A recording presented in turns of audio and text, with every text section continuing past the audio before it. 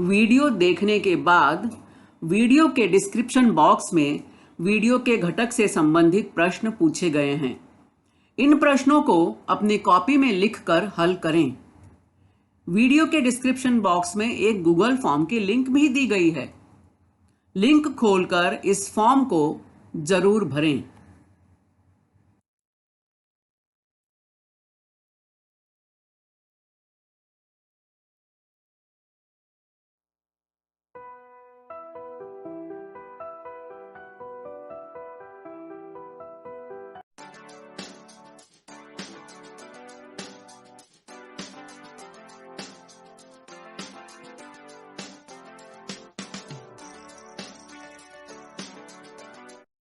नमस्कार, प्रणाम, आदाब। वर्चुअल क्लास स्टूडियो में आप सभी का हार्दिक स्वागत। कोविड-19 के प्रादुर्भाव की वजह से विद्यार्थियों का प्रत्यक्ष शाला में जाकर शिक्षा लेना मुश्किल होते जा रहा है और इस कठिन घड़ी में बृहन्मुंबई महानगर पालिका शिक्षण विभाग ने विद्यार्थियों के लिए एक सराहनीय प्रयास किया और इस चैनल की शुरुआत की। मैं श्रीमती पूर्णिमा पांडे वर्चुअल क्लास स्टूडियो से अपना विषय और अपना घटक लेकर आपके सामने उपस्थित हूँ। तो चलें अपने विषय की ओर। आधुनिक भारत का इतिहास, कक्षा 8वीं की हमारी यह पाठ्य पुस्तक, और इसके अंतर्गत आज हम नागरिक शास्त्र खंड से कुछ अध्ययन करेंगे। और जैसा कि हम जानते हैं कि कक्षा 8वीं में हम संसदीय शासन प्रणाली के बारे में जानकारी ले रहे हैं। भारत की संसदीय शासन प्रणाली।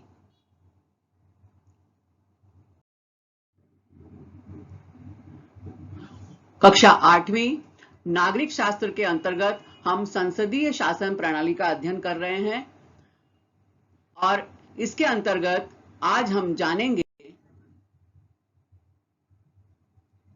पाठ 3 केंद्रीय कार्यकारी मंडल के बारे में। भारत दुनिया का सबसे बड़ा लोकतंत्र है, ये हम सब जानते हैं। तो इतने बड़े लोकतंत्रीय शासन व्यवस्था को चलाने के लिए कुछ आवश्यक घटक भी जरूरी होते हैं। छोटा सा घर हमें चलाना होता है, अपना छोटा सा स्कूल हमें चलाना होता है, तो कितना हमें मैनेजमेंट देखना पड़ता है। तो इतना बड़ा हमारा देश और लोकतंत्रीय शासन व्यवस्था, निश्चित है इसकी व्यवस्था के लिए भी कुछ घटक होंगे। तो आओ हम उन घटकों की जानकारी प्राप्त करते हैं। लोकतंत्रीय शासन व्यवस्था के मुख्य अंग,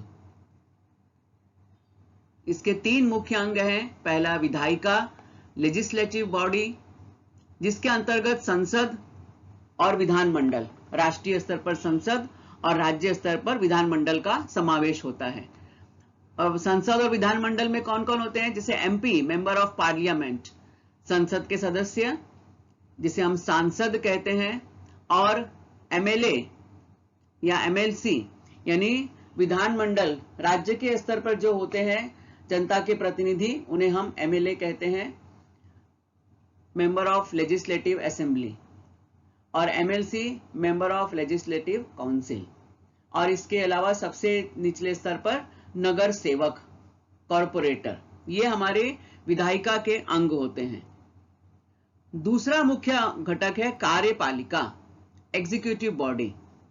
इसके अंतर्गत प्रशासनिक सेवा विभाग आता है, जैसे आईएएस ऑफिसर, आईपीएस, आईएफएस, ये सब केंद्र स्तर पर। और राज्य स्तर पर हम देखें तो एमपीएससी परीक्षा से पास हुए जो भी प्रशासनिक लोग होते हैं, ये सब इसके अंतर्गत आते हैं।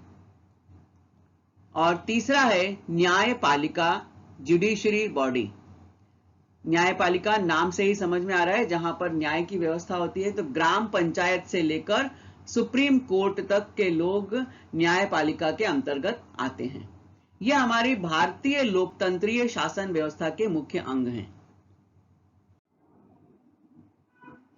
हमारी भारतीय संसद और ये हमारे भारत का संविधान।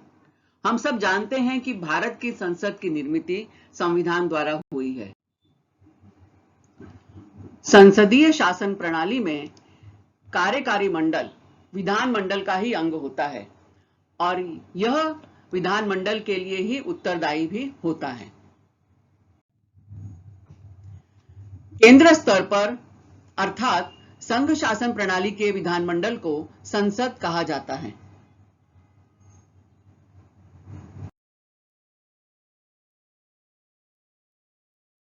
संघ शासन, संघ शासन अर्थात केंद्र शासन। संघ शासन के निम्न मुख्य घटक हैं: राष्ट्रपति, विधानमंडल और कार्यकारी मंडल, और विधानमंडल के अंतर्गत लोकसभा एवं राज्यसभा, और कार्यकारी मंडल के अंतर्गत प्रधानमंत्री एवं मंत्रिमंडल। और ये सभी लोग जनता के हित को ध्यान में रखकर जनता के लिए कार्य करते हैं, जनता के कल्याण के लिए कार्य करते हैं। केंद्रीय कार्यकारी मंडल, इस कार्यकारी मंडल में किनका समावेश होता है, संविधान में इस संदर्भ में कौन कौन से प्रावधान किए गए हैं, कार्यकारी मंडल लोगों के हितों के लिए कैसी नीतियां बनाता है, आदि बातों की जानकारी हम आगे प्राप्त करेंगे। तो सबसे पहले हम देखते हैं केंद्रीय कार्यकारी मंडल का स्वरूप। भारत के केंद्रीय कार्यकारी मंडल में भारत के राष्ट्रपति, प्रधानमंत्री एवं केंद्रीय मंत्रिमंडल का समावेश होता है।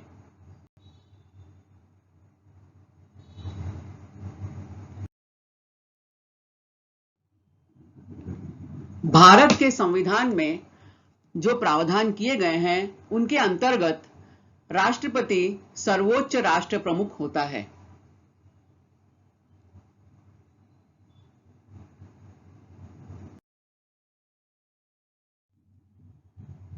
राष्ट्रपति भारतीय गणतंत्र का प्रतिनिधित्व करते हैं।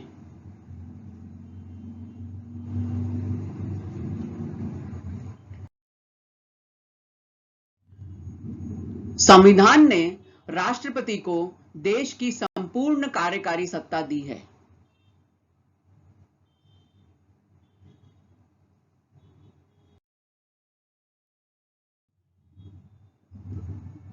राष्ट्रपति का पद बहुत ही सम्मान और प्रतिष्ठा का पद है।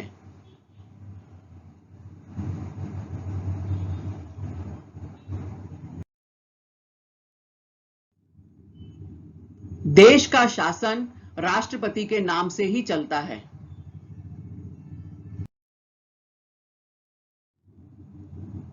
प्रत्यक्ष रूप में प्रधानमंत्री और उनका मंत्रिमंडल ही शासन चलाता है।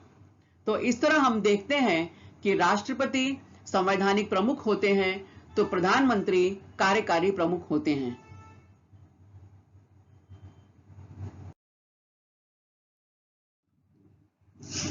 अब हम जानेंगे कि भारत के राष्ट्रपति का चुनाव कैसे होता है।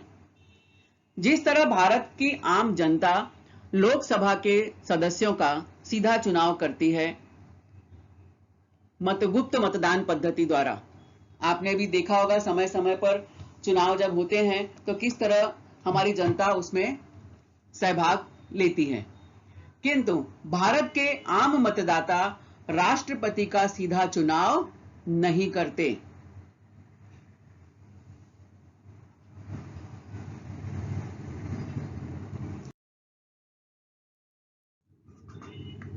भारत के राष्ट्रपति का चुनाव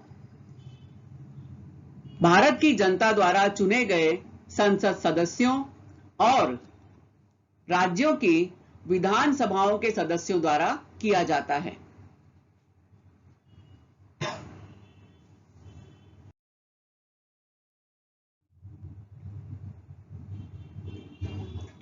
राष्ट्रपति का कार्यकाल 5 वर्षों का होता है।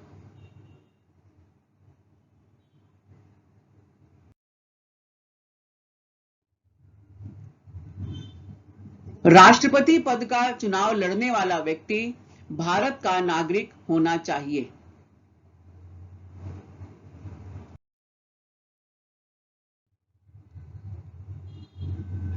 राष्ट्रपति पद के प्रत्याशी की आयु 35 वर्ष पूर्ण होनी चाहिए।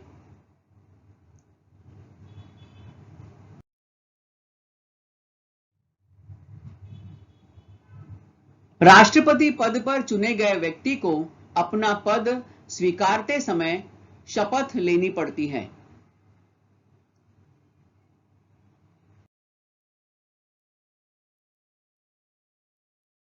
संविधान की रक्षा करना और संविधान के अनुसार शासन चलता है या नहीं, यह देखने की जिम्मेदारी राष्ट्रपति की होती है।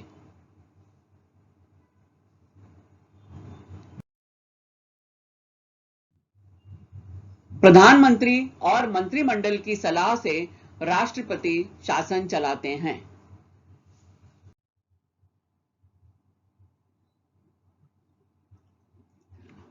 संसद में राष्ट्रपति की एक अलग व्यवस्था होती है। राष्ट्रपति भारत की संसद के अविभाज्य घटक हैं, परंतु वे सदन में उपस्थित रहकर चर्चा में सहभागी नहीं हो सकते। संसद में एक अनिवार्य घटक तो है, लेकिन यह लोकसभा या राज्यसभा की जो बैठक होती है, जो सभा होती है, उसमें उपस्थित रह के चर्चा में भाग नहीं ले सकते।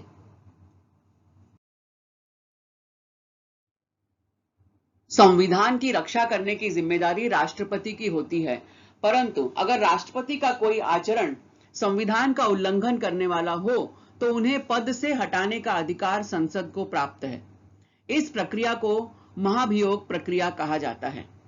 यानी हमारे देश में हर एक व्यक्ति को कानून के दायरे में रहकर नैतिक जिम्मेदारी के साथ काम करना होता है। राष्ट्रपति भारत के सर्वोच्च पद पर आसीन होते हैं, लेकिन उन्हें भी कानून और अनुशासन का पालन करना अनिवार्य होता है।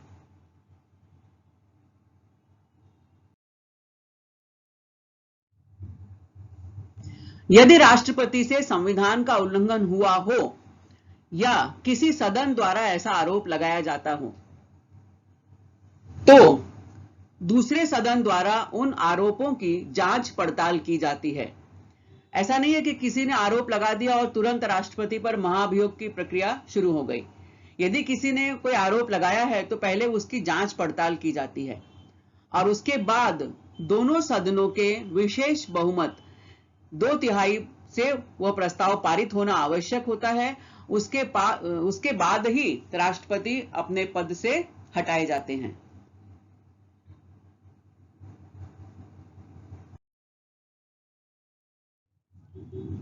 अब हम जानेंगे राष्ट्रपति के कार्य और उनके अधिकारों के बारे में।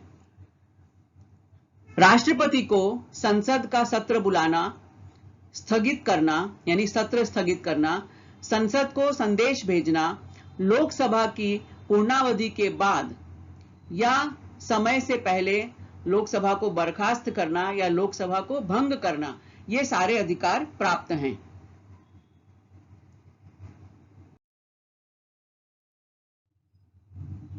दूसरा महत्वपूर्ण अधिकार है लोकसभा और राज्यसभा द्वारा पारित विधेयक पर राष्ट्रपति के हस्ताक्षर होना आवश्यक है। उनके हस्ताक्षर के बिना किसी भी विधेयक का कानून में परिवर्तन नहीं होता।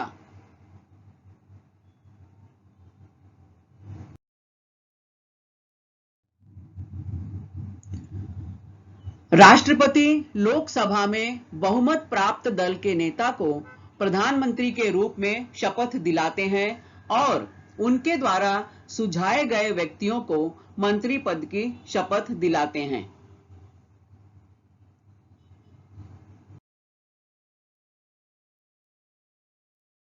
राष्ट्रपति उच्चतम और उच्च न्यायालय के न्यायाधीशों की नियुक्ति करते हैं। सभी राज्यों के राज्यपाल, मुख्य निर्वाचन आयुक्त और अन्य महत्वपूर्ण पदों पर व्यक्तियों की नियुक्ति करते हैं।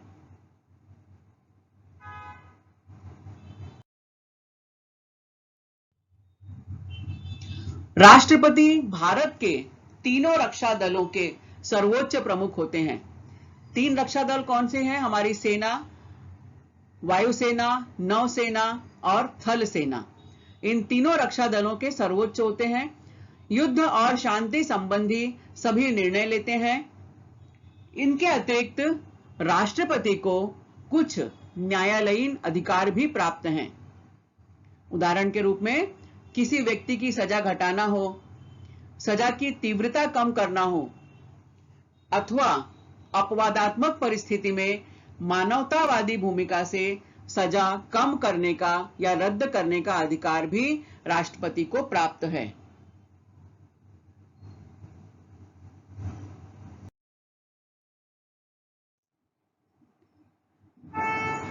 राष्ट्रपति को दंड की प्रकृति बदलने यानी कठोर सजा से कम करके उसे नरम कर देना, उदाहरणार्थ सश्रम कारावास को सामान्य कारावास में बदल देना, दंड की अवधि घटा देना परंतु उसकी प्रकृति न बदलना, दंड में कमी ला देना, यह विशेष आधार पर उसे अधिकार मिलता है, जैसे गर्भवती महिला की सजा में कमी लाना।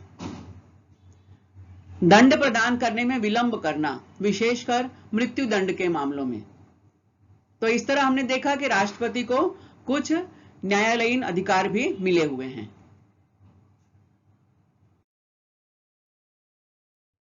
देश में आपातकालीन परिस्थिति उत्पन्न होने पर राष्ट्रपति को आपातकाल घोषित करने का अधिकार प्राप्त है।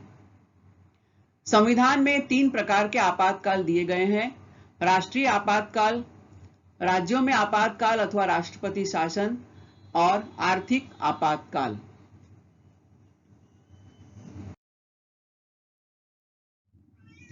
राष्ट्रपति की अनुपस्थिति में उपराष्ट्रपति उनके दायित्वों का निर्वहन करते हैं।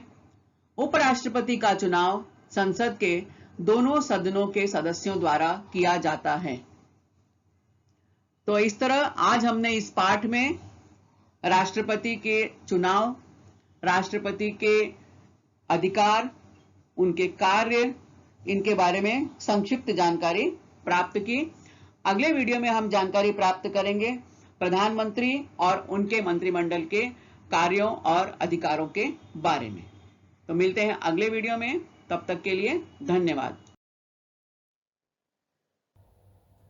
आप सभी ने इस वीडियो को देखा, सुना और समझा। मुझे पूरा विश्वास है कि यह आपको पसंद आया। तो इस विषय को, इस घटक को अधिकाधिक समझने के लिए इस वीडियो को बार बार देखें। यदि आपको यह वीडियो पसंद आया है तो इसे लाइक करें, अपने दोस्तों के साथ शेयर करें और इस चैनल को सब्सक्राइब करें। मैं मिलूंगी आपसे अपने अगले वीडियो में किसी नए विषय के साथ, एक नए घटक के साथ। तब तक धन्यवाद।